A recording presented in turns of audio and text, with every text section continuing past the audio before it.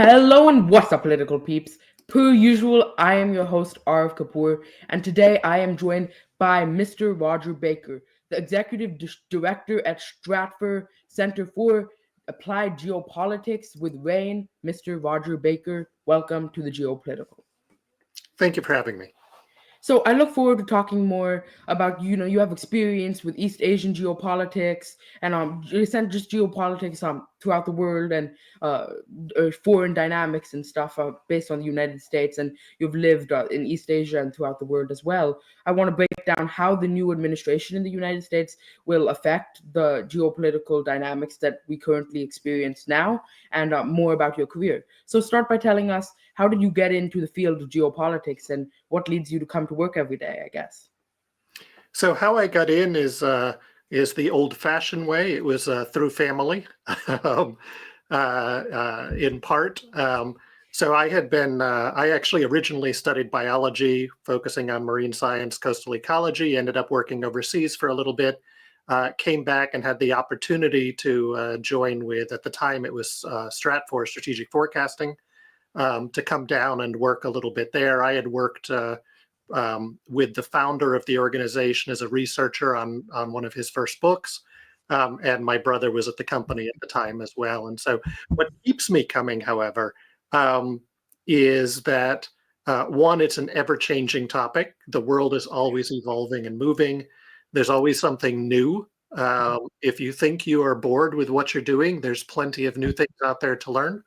And the other is I really have found a very strong passion for helping to explain the world to others in a way that hopefully assists them in making better informed decisions. So tell us, you kind of touched on this at the end. What do you actually do at RANE in Stratford, and what is your job, day to day?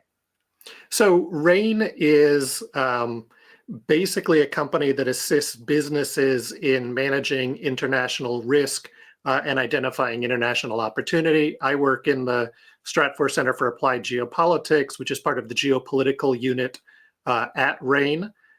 We look at, in a simple terms, we look at what in the world is going to impact the movement of goods, people, money, or ideas across borders. How do changing relations make it easier or more difficult to move those various items across borders, which is effectively how the world interacts, with different parts of the world. So you can think about trade dynamics. We hear a lot about tariffs today. That's a friction on the movement of goods.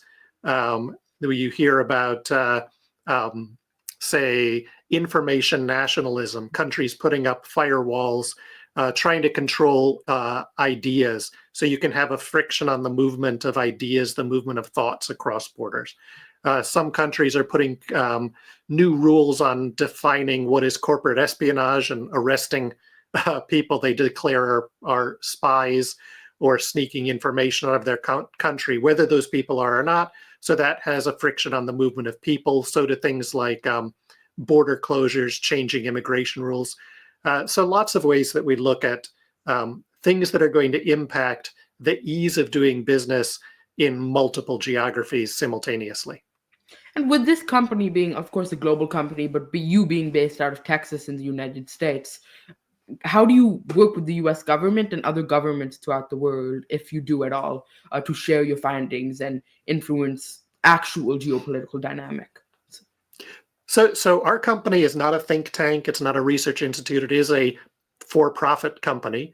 And therefore, we're perfectly happy to work with government organizations if they're willing to pay for the services as such. That said, certainly, the bulk of our customer base is corporations, U.S. and international, NGOs, academic institutions, as well as various organizations within the government. If there were a case where the government would be to come or elements of the government would come and ask us questions, of course, we would share our information. We certainly publish things openly, and we do try to maintain dialogues with people around the world, whether they are in academia, whether they're in research, whether they're in government. And that allows us to exchange ideas. It's the nice thing about being a private entity is that we don't have to represent any particular government. We have the ability to talk to people all over the place without trying to promote a particular idea or outcome. So being in, like, I guess you could say, the American division of RANE and Stratfor, how do you work with people in your company that are around the country and work around the country and work around the world? So, I mean, even long before COVID, we were an international organization, an international company. We've long used things like video conferencing, email, chat features, telephone calls. People still do that. Occasional travel to be able to interact. And one thing that we make sure that we do every single day is we have 1 hour where all of our analysts from all over the world have a phone conversation or video conversation at the same time. And we try to understand what's happening in the world. We talk about different things that we're seeing. And what that does is it not only allows us to sort of be aware of everybody in the organization and what they're doing and what they're seeing, but it helps us tie together global dynamics that somebody might not see. If you're only focused on East Asia or South Asia or Latin America, you might not recognize that there are things happening in other parts of the world that can have second or third order ripples. And by having that unified meeting, it helps us communicate and keep these kind of new ideas and new recognitions coming. So now I want to get right to kind of your thoughts on certain geopolitical things that are happening in the modern day right now. The big thing that's in the headlines, of course, is the new administration in the United States and how that's going to change geopolitical dynamics. So I'm just going to start with a pretty open question, and you can be as open with your answer as well as you want to be. But how do you think President Trump's new administration in the United States will change geopolitical dynamics across the board? Right. I mean, part of that is going to be trying to assess whether the second term is going to be similar to the first term in action and behavior. And we've seen the second term kick off in a slightly different way than the first term, but some of the basic concepts remain the same. This is an administration that believes in the idea of rehashing Reagan's idea of peace through strength. It may interpret peace through strength differently than the Reagan era, but that's a common theme that we see across the administration. There is an idea that the United States should put its interests first. This is not a new idea, but for a long time, particularly since the end of the Cold War, the common theme in U.S. foreign policy has been this idea that the U.S. is a world leader and that the United States goes out and helps people or helps shape things around the world. And this administration says, well, maybe the U.S. should think about itself first before it goes out and helps other people. So I think that there's that dynamic, which as we've seen with things like USAID, the pause on activities for USAID, there are parts of the world that rely on U.S. grants, U.S. funding, U.S. projects that may now have to look in other places or see it come a different way from the United States. So I think that's different.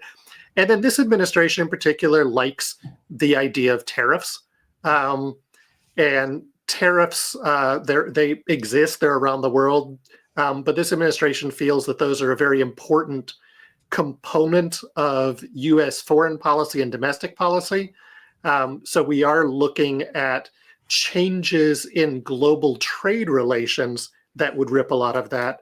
And I think the final thing that's still uncertain is there's a hint of old imperialism in some ways coming out of this administration. The idea that the U.S. borders or the borders where they exist today might not have to stay the way they are. So the early talk about annexing the Panama Canal, annexing Greenland, potentially annexing Canada, those ideas, which to many people sound sort of silly or outdated, the same ideas are playing out in places like Russia, in China. We see it in a lot of places in Africa.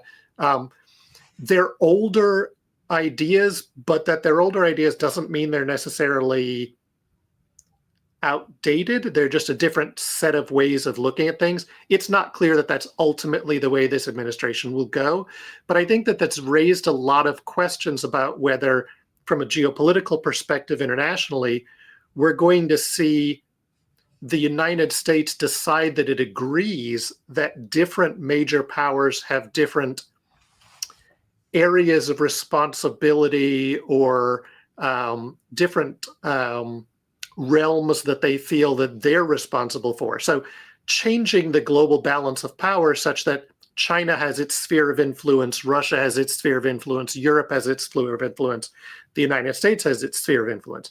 If that's the case, that's a really big shift from the end of the Cold War, where effectively the United States asserted that the entire globe was its sphere of influence.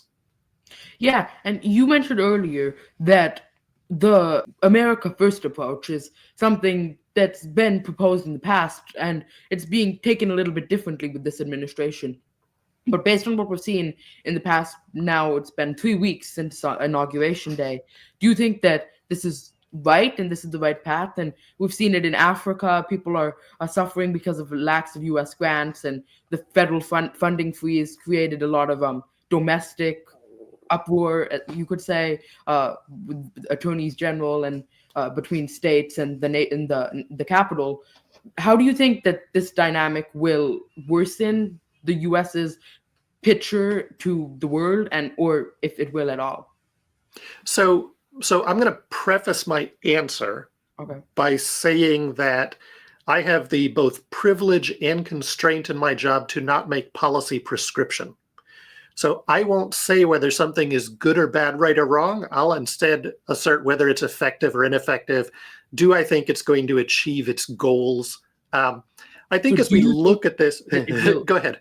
Do you think that it will do what this new administration wants to do and get the world to accept America as a superpower and go America's first?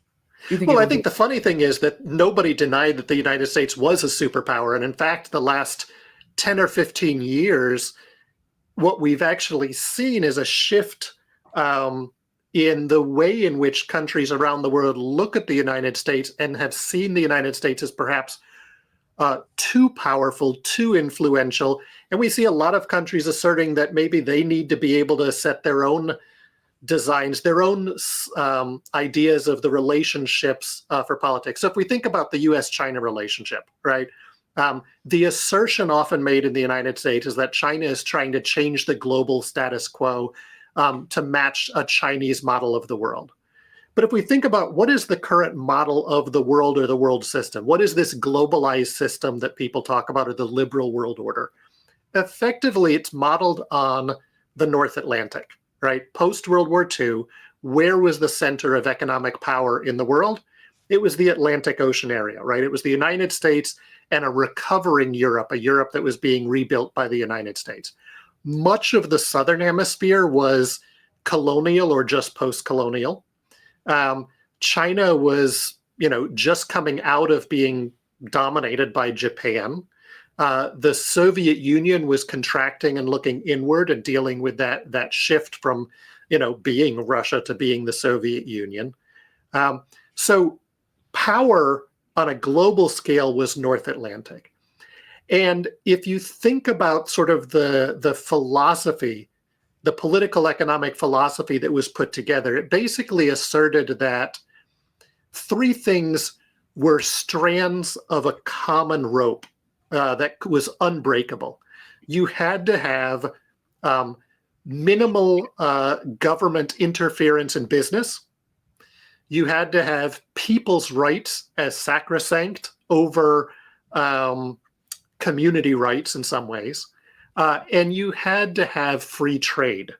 And the idea was that all three of those were necessary, and they all went together.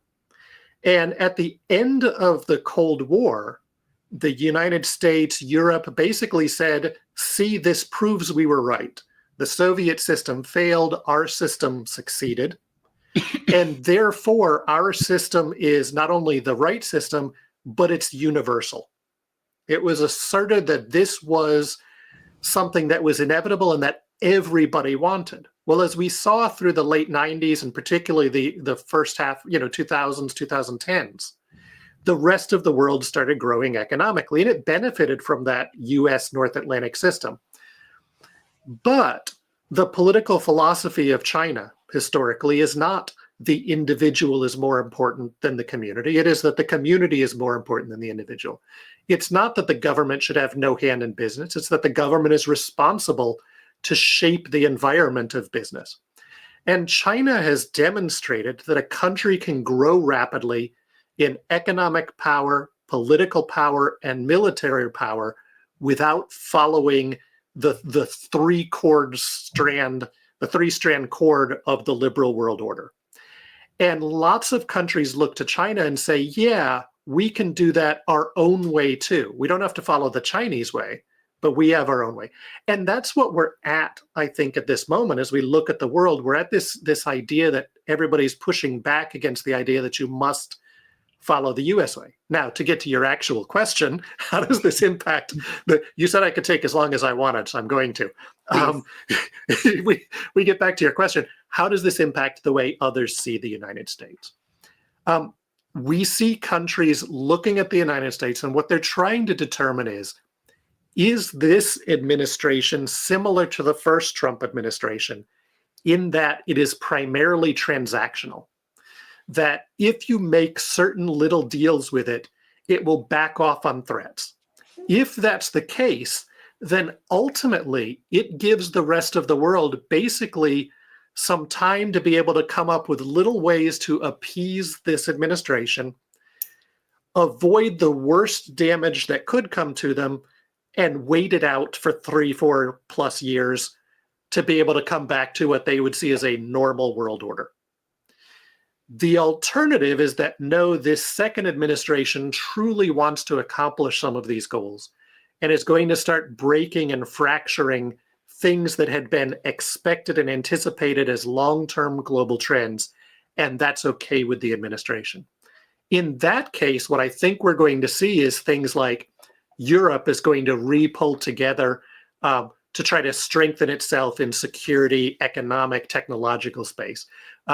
Small countries, middle power countries are going to find ways to build mini affinity blocks and find ways to move around the US orbit without having to be fully a target of the United States. And what that does over the long term is it may erode some of the tools that the United States has to influence world behavior without having to apply direct pressure. And that, I think, is the risk that of the way in which the administration utilizes sort of blunt force threats, is that over time those become wasting assets, and other countries find ways to work around it. It may be very functional for 4 years, 5 years, 6 years, but it may prove to over the 10-year, 12-year, 15-year block have actually been counterproductive in the long run. Yeah, and it's, for example, there's been talk of the United States now pulling out of the Paris Climate Accords. It's a matter of these European nations that relied on the United States to fund initiatives like this. As we pull out of them, the dynamic within Europe will have to change ultimately, right? Yeah, and I think it's not just the climate accords, the WHO. Now, pulling out of those big international bodies, there's a couple reasons behind why the administration does that. On climate, this administration just seems to have a strong argument that climate change is not real, or that the extreme measures to manage or mitigate climate change are too costly to allow economic activity. At the same time, of course, the administration says the Arctic must be dealt with because there's melting ice and the Russians and Chinese are moving in and everybody's moving through. And you have to ask the question, why is the ice melting? because the climate is changing, but that's more of an ideological push. When you look at some of the other things, though, the United States has long resisted the idea that it should be held under the sway of some internationalist body. So inside the United Nations, the U.S. is very cautious. The U.S. has never joined the UNCLOS or never ratified it, right? The law of the sea. The United States has long, it doesn't accede to the ICC, the International Criminal Court. All of these things, the United States believes that it shouldn't have a supranational power dictating what the United States does. Now, some administrations deal with that by trying to take lead of those or trying to be soft pedal. This administration manages that by saying, we're just not going to listen to them or we're going to walk out the door. Different ways, but I think that there is an underlying sort of agreement on both sides of the aisle that the United States should have ultimate sovereignty over its own actions, and that at times puts it at odds with these supranational bodies. So in past Republican administrations where they've also, like you mentioned, Reagan, taken this America First approach, how do you think that has been different from what we're seeing with President Trump right now? I think at least what we've seen in 3 weeks, and 3 weeks is way too short to make a real assessment of the administration, but it reflects also the first term of Trump, or President Trump. Reagan, even quite frankly, Bush too, there was still a clear belief that the United States was stronger when working collaboratively with its allies and partners. Those allies and partners may change, they may move around. Certainly the US had some challenges with the French during the Iraq War, and the French are at times referred to as the longest ally of the United States, as they helped, the U.S. beat the British. But there was a general belief that the United States was stronger with its allies and partners. And even when there were troubles, right? Bush wanted the Europeans to put more money into NATO, wanted the Japanese to take a stronger role. It was managed in a different way. And this administration, we see inside the administration, though, very different views, right?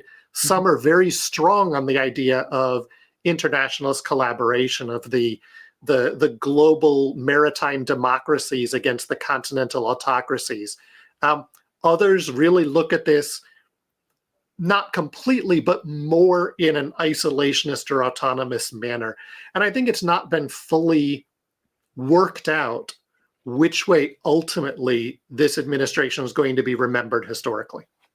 So this is, it seems almost it's like more of a confrontational, like, come at me type of thing. I'm going to back out of this agreement than, in the past, in simple terms. Now, you also are, as a senior fellow at the George H.W. Bush Foundation for U.S.-China Relations.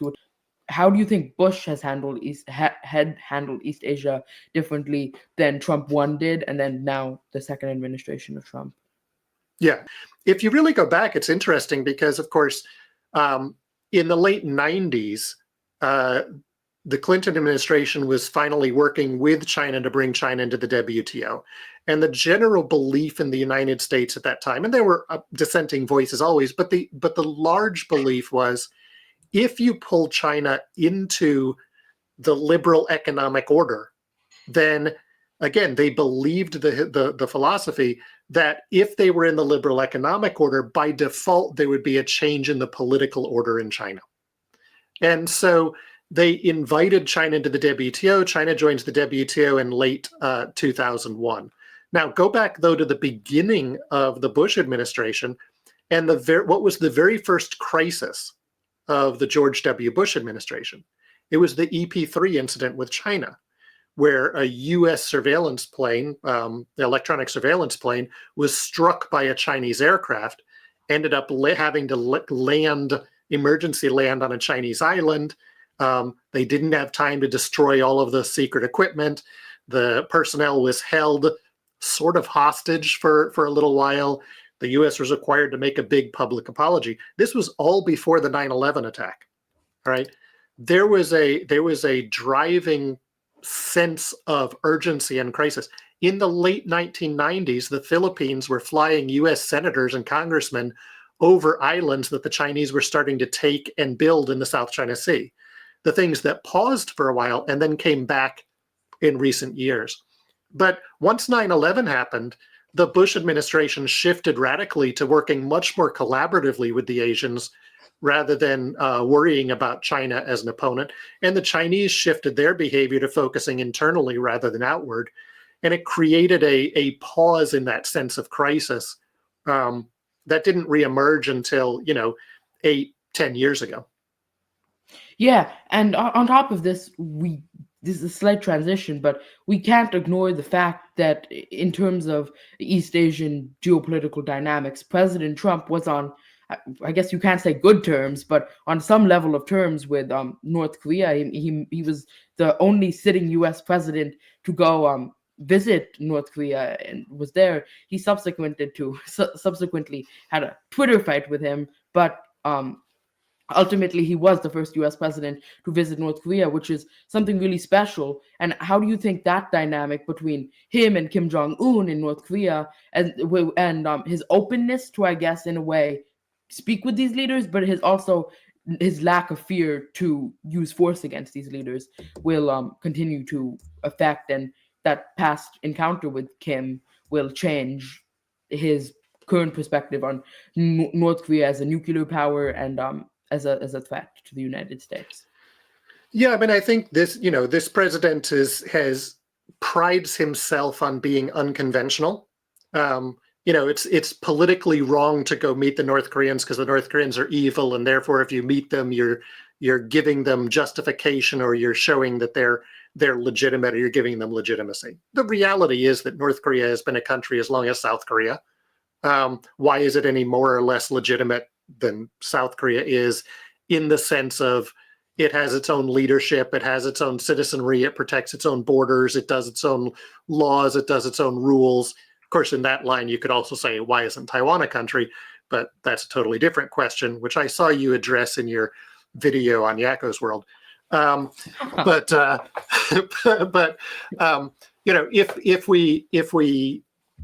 we think about what he could do, yes, he prides himself on being unconventional and on being a person who will make deals. And in that sense, there is space for some form of deal with North Korea.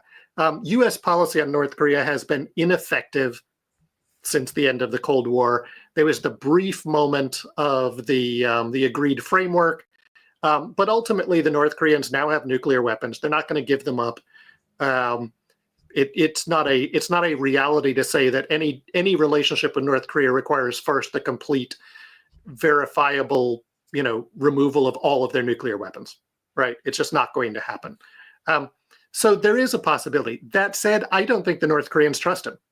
The North Koreans are in a very different position than they were back then. North Korea has declared basically that it no longer believes that it needs to take South Korea, and now sees itself as a separate country, and reunification is not its goal. It's looking at its own economic dynamics. It would love to have the sanctions lifted, but there may be alternative paths to being able to expand its economic activity. We've certainly seen their relationship with Russia give them new avenues. But the North Koreans did not like the way things played out last time. That everything was there 3/4 of the way. They thought they were on a path to having a nice, some form of agreement. And then the U.S. just sort of dropped it and walked out the door. And so they don't have a lot of trust. And the North Koreans have learned, time and time again. I mean, there's been 3 North Korean leaders since the founding of the nation. How many U.S. presidents have there been since 1945, 1946, right?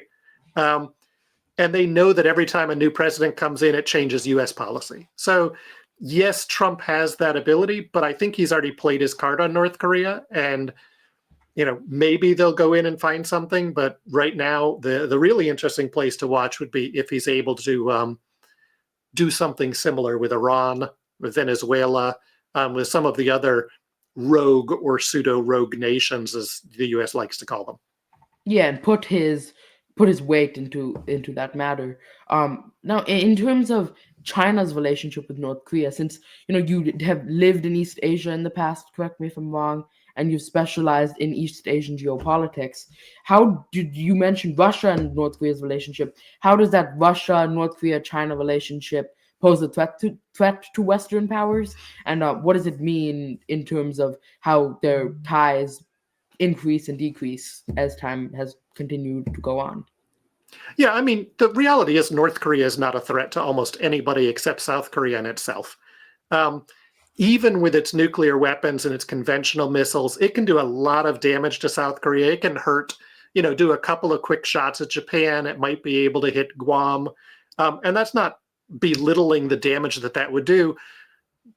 But the result would be the removal of North Korea from the map, effectively, right? If North Korea starts popping nukes off at U.S. allies or at U.S. territory overseas, I don't think the U.S. is going to sit back and just be like, well, I guess that hurt. We're just going to relax, right? So North Korea has those capabilities, but to a large degree, their defensive capabilities, even if they are offensive weapons, there's no difference between a defensive and offensive weapon when it comes down to it, right? You can block with a sword or stab with a sword. It's the same thing. But from a Chinese perspective, North Korea was useful for a long period of time because it kept U.S. forces from being right up against China. They don't want to see a unified Korea that's a U.S. ally because they don't want that right on their border. So North Korea is a nice buffer space. When the U.S. was all worried about North Korea, you had the six-party talks going, all of that. Then the Chinese were able to exploit their relationship with North Korea to get the U.S. to focus on other things or to get some concessions on other dynamics in U.S. relations and not have to worry about it as much. Under Kim Jong-un, North Korean Chinese relations have soured, even though North Korea remains 98% dependent upon China for its economic life and existence. The North Korean leadership really doesn't like the Chinese. Kim killed his uncle because his uncle effectively, he thought, was working too close with China to try to define North Korean behavior and actions, right? I don't think he really fed him to dogs like the stories say, but he certainly had him executed. The reason he killed his half-brother was likely not only that he may have been flirting with the CIA, but also that he was working too closely or seen as working too closely with China. So the North Korean leadership doesn't like the Chinese so much, and the Chinese don't have full control, even though they have economic control. And in fact, if China cuts off the North Korean economy, they run the risk of a more destabilized North Korea on their border, which is a big threat to them. So they're kind of stuck. The North Koreans have been thrilled with this opportunity to work greater with the Russians because it gives them the sense of a little bit more liberation from their dependency on China. Now, in reality, it's what, 1, 2, 3, 4% difference. It's not a massive balance. But certainly the North Korean involvement in the Ukraine war, for example, gave North Korea greater notoriety. It freaked out the Europeans. Everybody was trying to figure out what was going on. It'll help backstop the Russians. We expect North Korean labor to continue to be a big part of Russian production coming down the road. We would expect to see North Koreans participate in maybe even the reconstruction of parts of eastern Ukraine, things like that. I don't think the military relationship has been that useful for the Russians, except maybe in the supply of armaments, but ultimately the Russians will pick that back up. For the South Koreans, the risk is that as North Korea stops focusing on reunification and the U.S. administration, looks at readjusting some of its posture internationally, the South Koreans, I think, ultimately are concerned that the United States may reduce its force structure in South Korea and require South Korea to take a greater regional role rather than just worry about defending the Korean Peninsula. And that's where it can really start shifting dynamics. And then I think Japan sees North Korea as a much more substantial threat than perhaps the United States increasingly sees North Korea. Right, because South Korea, without the United States having their back as much, could create a whole threat between Japan and South Korea in that region. And also, like you mentioned, if the Chinese cut off North Korea economically, even though that's what they want to do, it's like it's one of those like, I'm going to take what I want from you, but I'm taking it reluctantly. But at the same time, like, no, I don't want you. I don't want to help you. And it all goes back to that same concept of the Juche, the self-reliance in North Korea, and the whole concept of their own regime being supreme and stuff. But we've seen in the past North Koreans go to work in Russia, and it's been a long-standing relationship. Why might North Korea be more inclined to work with Russia than China?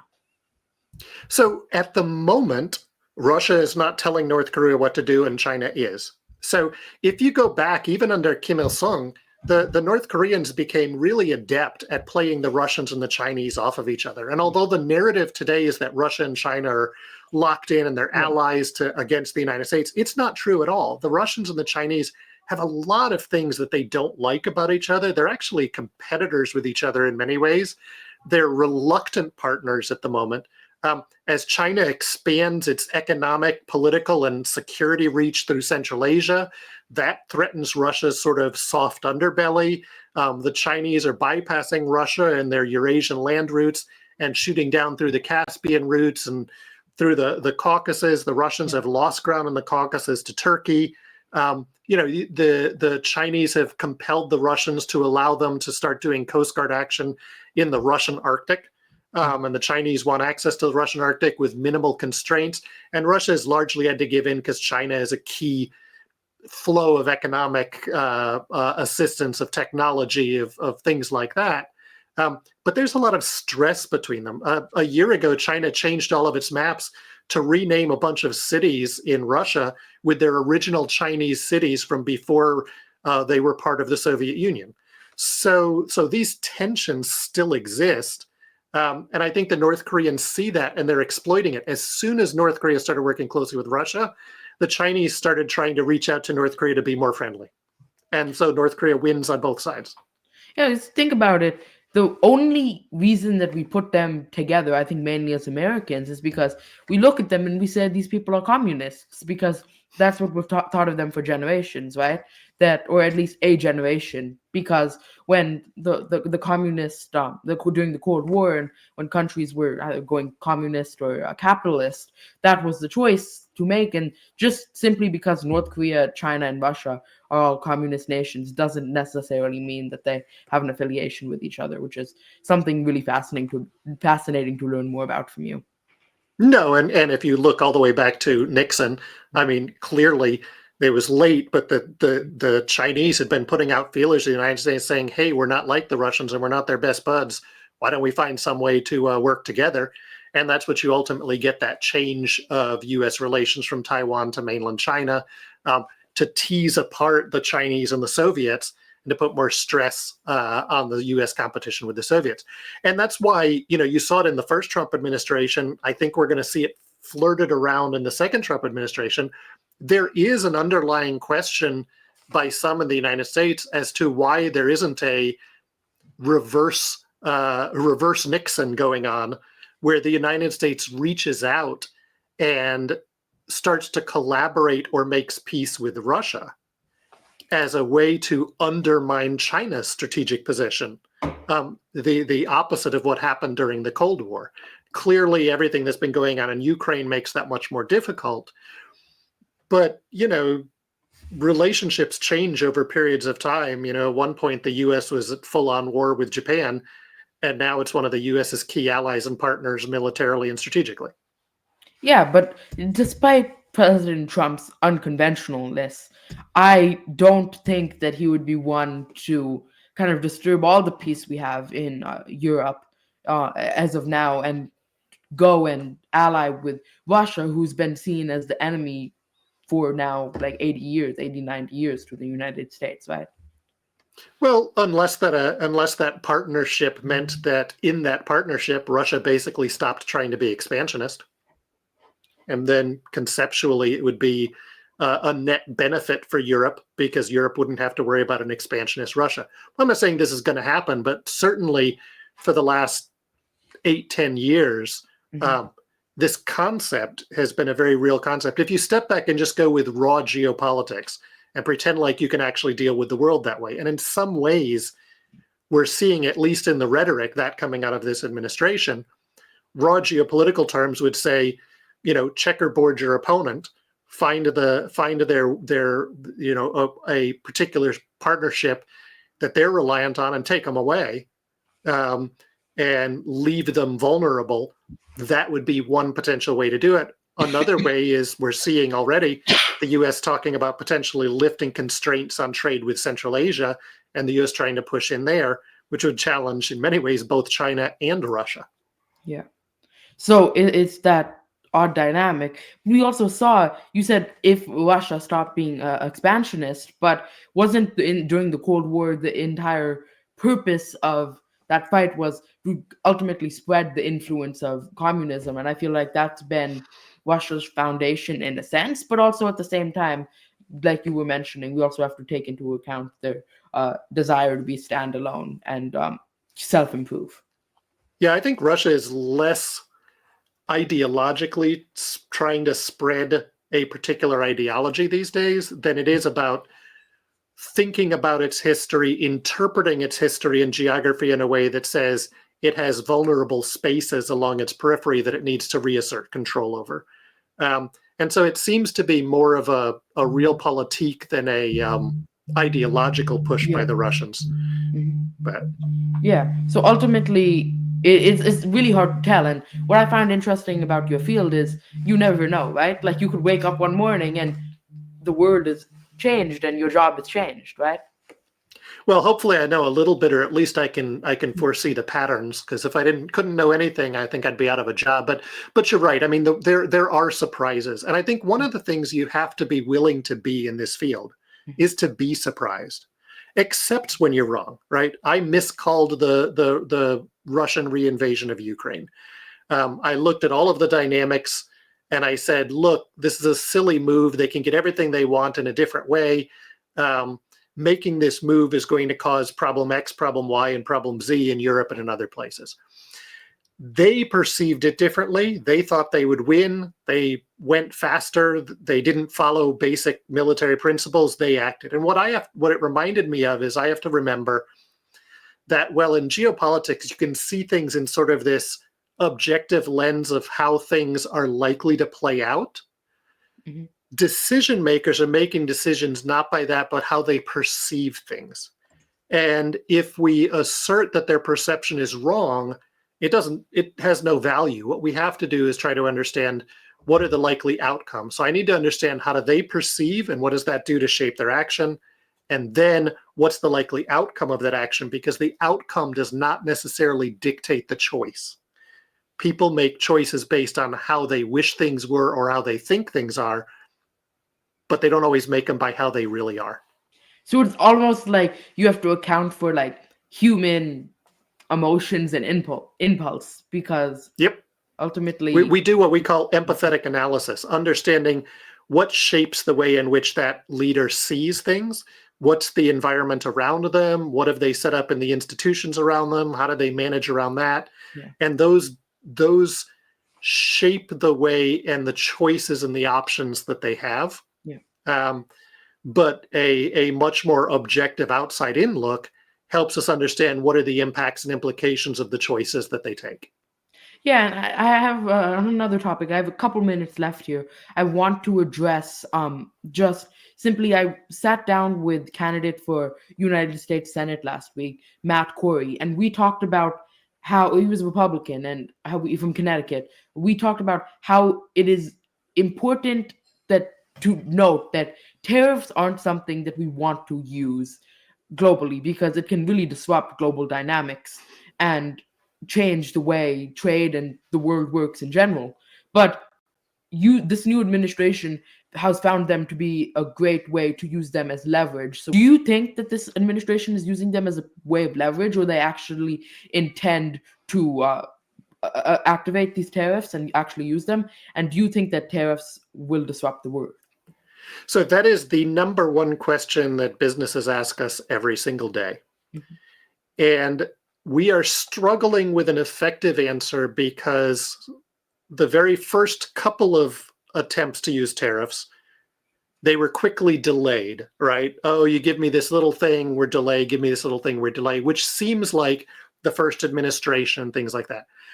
But we do see, for example, the blanket tariffs on steel and aluminum. We are expecting the reciprocal tariffs to come out. So I think that this administration, while it does use large, quick, short, sharp tariffs as a blunt tool instrument to negotiate on any possible topic out there, I think there really is an undercurrent with a large number of people, or at least key people in this administration, that believe that tariffs, in fact, are good and should be applied, that truly believe that the world is benefited in a way that has been at the expense of the United States, that the United States has played below its weight Yeah. in the world, and the United States should utilize these. So I think that they will be very disruptive.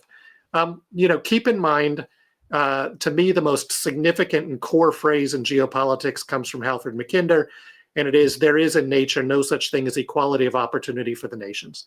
The world is inherently unfair. There's different climates, there's different resources, there's different distances, there's different mountains. The world is unfair. Trade is a natural dynamic of an unfair world, right? You don't all have everything everywhere. How you manage trade is absolutely critical. Tariffs is one way, free trade is another. There's a lot of balances somewhere in between them. But I do think we're going through a very disruptive period, and that is likely to last well beyond this administration. Yeah, and I want to kind of just go back to my original question, and it promises a short one this time. You mentioned this is probably the biggest question that a lot of people in your field have at this point. So it's super hard for you to give a one-word answer, and I don't expect you to do so. But leverage, or will they actually start imposing major tariffs? I think this administration ultimately will impose major tariffs. They will still try to use certain aspects of tariffs as leverage, but increasingly we do believe that tariffs are the path this administration is going. That will assist with things like allowing tax cuts domestically. That will assist with this concept of a stronger U.S. It takes a really long time to move manufacturing back to the U.S. I don't think you'll see that rush coming back in, but I do think that tariffs are a reality and will increase. Maybe there is a way to do this, but if tariffs on our closest allies are just going to be used as a way to pay our taxes, which will ultimately increase the prices of goods, but people won't have to pay income tax, that's a pretty roundabout way to achieve a goal. But is that a viable long-term solution? Because tariffs, in my opinion, at least from what I know, should be used in a way to get something, and when concessions are served to you, then you drop the tariffs. But to pay our federal income tax with tariffs, do you think that would work? I think ultimately it probably doesn't work to accomplish maybe the extremes of what the administration wants, right? One idea of tariffs is the idea that you want to encourage domestic production. Well, that's great, but there isn't necessarily a capacity for domestic production of copper or some of the other things that may be facing tariffs, right? So you can use tariffs to encourage domestic production and to reduce consumption from external. It's a slow process, though. It's not a quick fix. I think it's hard to say that a country the size of the United States can simply fund itself, through the collection of tariffs, particularly if ultimately what the tariffs do is drive down imports, because then there's fewer tariffs being paid. So that's why I said it's very roundabout. The budget. So I do think historians will tell us that overall tariffs usually ultimately have a net negative effect. That said, the United States, out of most of the big countries in the world, has a much greater insulation against trade disruptions than other countries. The U.S. Trade as a share of U.S. GDP is significantly smaller than trade as a share of Chinese GDP, or especially like German GDP, or even like Canada. So those countries will be hurt more than the United States, which on balance leaves the US in a relatively better position than others. But ultimately, it increases costs for domestic consumers. And I don't know, I'd rather pay income tax than have 30 cents knocked off my eggs. Yeah, and actually, I can't say I haven't paid income tax before, but one day. Do you think that would make us like that big bully then nobody wants to work with ultimately, in very simple terms, and that would further harm us as a society? I mean, yes and no. In the long run, the U.S., just like the Europeans, it's a large nation. It's a major consuming nation. Nobody wants to just walk away and totally ignore it. I don't think it isolates the United States. Good grief, the Russians are attacking everybody, and people are still buying their oil and minerals, even the countries they're attacking. So the idea that somehow the U.S. would be completely isolated or shunned by the world, I think, is not accurate. But it becomes more challenging for the United States to accomplish things if it costs more to encourage participation or joining in by other countries to accomplish those goals. Yeah. So it doesn't lock the U.S. out, but it does make long-term broad-based dynamics difficult. And I think the U.S., at least since World War II, if not before, has largely determined that Fortress America doesn't work, and the United States needs to be actively engaged internationally so that things don't ultimately come to U.S. shores. If there is a pullback more to a Fortress America dynamic, we'll see if that initial dynamic is accurate. But I think that the world is no longer a system where you can operate without worrying about what's happening somewhere else. Yeah. So essentially, in essence, our entire conversation, big change, and what's to come in the world. But thank you so much for joining me today, Mr. Baker. I really appreciate you talking about your career change in geopolitics and your time at RANE and what you do with your job. I found it very fascinating, and I learned a lot. One question for you, a funny one. You said you watched my Yaku's World episode. Are you a fan? I'm a fan of the Animaniacs. but yes, I enjoyed the episode as well that you did. that episode was a while ago. It was. Yes, I know. I've seen some of your other stuff too, and that's why I asked what got you interested in this, and it's great to see some. It's encouraging to see youth interested in history, interested in geography, and interested in the political dynamics around them that ultimately will affect them now and into the future. And I just hope that what you're doing encourages other young people to kind of take an interest in things that maybe they've been told were boring, but quite frankly are not, and they do matter. Yeah, and it's certainly not boring. It's something that will, number one, affect us so much in the future, because this whole hour we talked about change, and change is something that brings new things for the future. So something so crucial for people to listen to. And my audience base is like much older, but any young people, any young kids at my age watching this, please, you saw how fascinating Mr. Baker's role is, and it's crucial that we learn more. So thank you so much, Mr. Baker. I will certainly have you back on another time. We could talk so much more about this vast world that we live in. Thank you so much. Political peeps, you guys know the drill. Peace out, dudes.